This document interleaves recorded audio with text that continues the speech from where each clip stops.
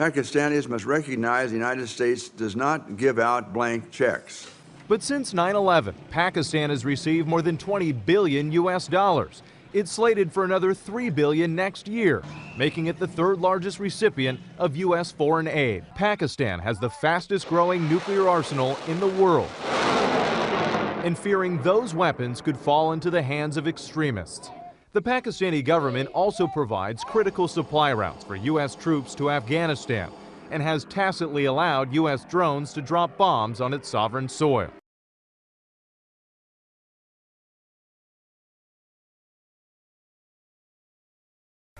One of the main reasons for U.S. aid is that Pakistan contains key supply routes into Afghanistan.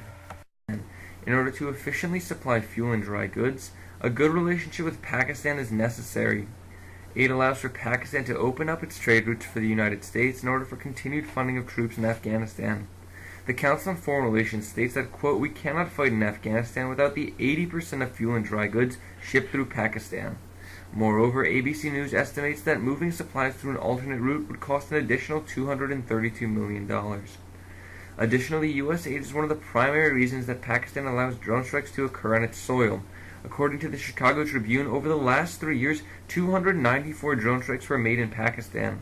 The New York Times finds that if aid is discontinued, quote, "the United States would be forced to restrict drone strikes, limit the number of its spies and soldiers on the ground, and spend more to transport supplies through Pakistan to allied troops in Afghanistan."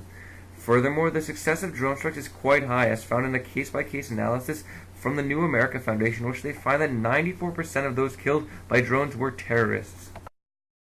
I suggest to you that these targeted strikes against al-Qaeda terrorists are indeed ethical and just. You can keep saying, yes, you're hitting the top leadership, but the byproduct of this is anger among people, the innocent people who are getting killed. So you're just creating more terrorists. The United States has government consent to conduct drone strikes on Pakistani soil. The people of Pakistan have a far different view of the matter. In a 2011 Pew Research poll, it was discovered that 95% of those questioned thought that drones were a bad or very bad thing, and with 91% agreeing that drones cause too many civilian casualties. It is estimated that of the near 300 drone attacks launched between 2009 and 2011, about 100 of them resulted in one or more civilian deaths. However, the effects of these drone strikes are much farther reaching than just death. An NYU study showed that U.S. missile attacks have prompted 60% of Pakistanis to support suicide bombings.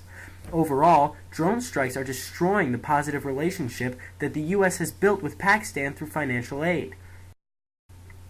Perhaps an even bigger problem stems from Pakistan's role in promoting terrorism and assisting enemies of the United States. The Taliban, an organization that has served as the primary opposition of the United States in Afghanistan, has publicly stated that it has and continues to receive funding from the Pakistani government, which has prolonged the Afghan war.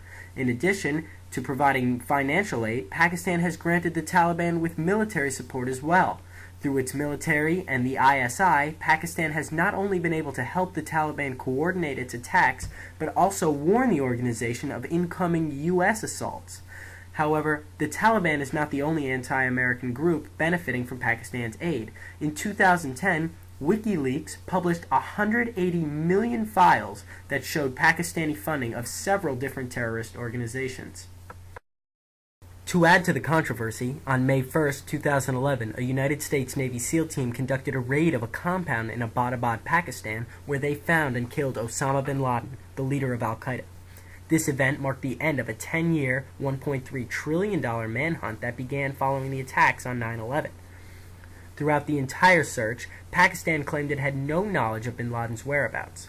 While it is possible that he spent time hiding in the Afghan mountains, it has been confirmed that he spent a significant portion of the 10-year period in Pakistan in a compound that is located just a mile down the road from Pakistan's most prestigious military academy and in a city with a large population of civilians and potential observers.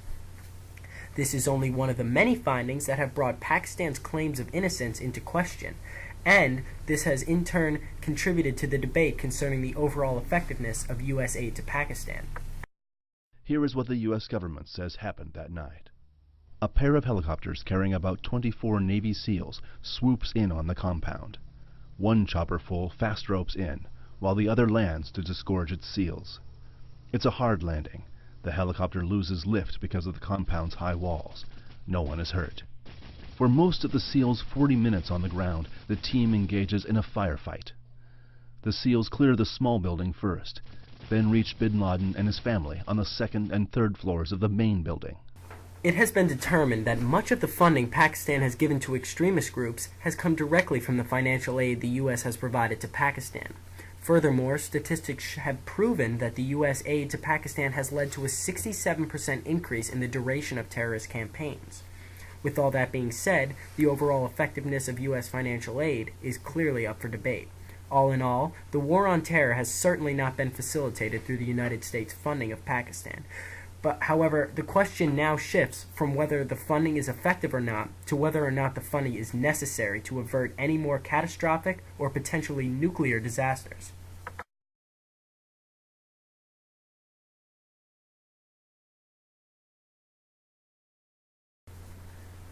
As Pakistan is expanding its nuclear weapons arsenal, it is now close to becoming the world's fifth largest nuclear weapons power. Although they are continuing to build their stockpile, they do not have the resources to keep them safe and out of the hands of terrorist groups. Cutting aid to Pakistan will only further endanger their nuclear weapons. In 2011, David Sanger of the New York Times described the effectiveness of U.S. aid to Pakistan and wrote, quote, "The United States has spent more than $100 million helping the country build fences, install sensor systems, and train personnel to handle the weapons." He further described how aid has paid for the creation of a nuclear security training center in Pakistan. Additionally, with pressure from former U.S. Secretary of State Richard Armitage, the Pakistani government allowed the U.S. to strategically place warheads to help prevent the Taliban from obtaining control of the weapons. One of the greatest pieces of assistance the U.S. has given to the Pakistani nuclear program is known as the PALS, or the Permissive Action Links. This system keeps a weapon from detonating without proper codes and authorizations. If we look to history, we see that in the 1990s... Some still argue that Pakistan does not need U.S. protection. Former President of Pakistan, Pervez Musharraf, told CNN on May 26th that, quote, "If Pakistan disintegrates, then it can be dangerous. Otherwise, if Pakistan's integrity is there, and which I'm sure it will be as long as the armed forces of Pakistan are there is no danger of nuclear assets or strategic assets falling in any terrorist hands." Moreover, some Pakistani officials have stated that they do not want U.S. help in protecting nuclear weapons. An NBC News report in 2011 found that Pakistan has refused to allow U.S. officials to visit American-funded bunkers and has even gone to the extent of creating fake bunkers to prevent U.S. from tracking weapons.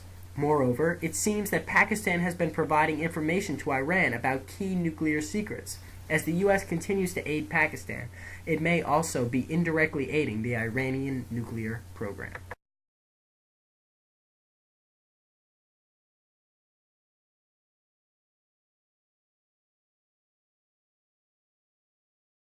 But crushing corruption and getting cases to court is a difficult business.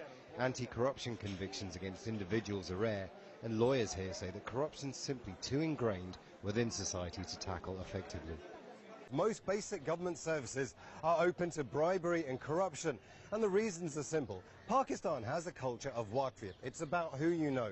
Couple that with restricted government services, with low government salaries, and a market that's willing to pay, and you can understand why corrupt practices occur every single day.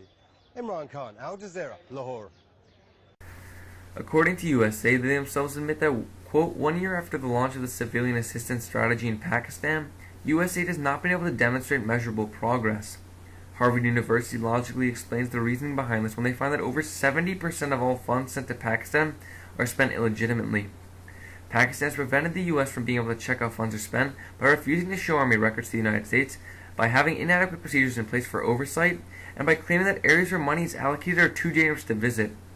In fact, the Christian Science Monitor reports that in 2008 alone, the Defense Department could not verify whether $2 billion in claims by Pakistan were valid. Their 2008 report found multiple instances of double billing and repayment for non-existent efforts. Additionally, the large majority of funds sent to Pakistan are for no explainable reason sent to the Ministry of Finance, never to be seen again. Former President of Pakistan Pervez Musharraf has even admitted that aid is sometimes diverted towards the Pakistan-India border. Moreover, According to PBS Frontline News, millions of dollars of U.S. aid is spent on over 30,000 ghost schools in Pakistan. These ghost schools have paid teachers, no students, and exist solely on paper. However, the U.S. has recently become cognizant of this rampant corruption and in 2009 rejected 44% of reimbursements compared to only 1.6% in 2005. Moreover, in 2011, on Transparency International's annual report on global corruption, Pakistan rose 8 spots from 142nd to 134th out of 178 countries. The thing to think about aid is, are we investing in the future development of the country in a serious way?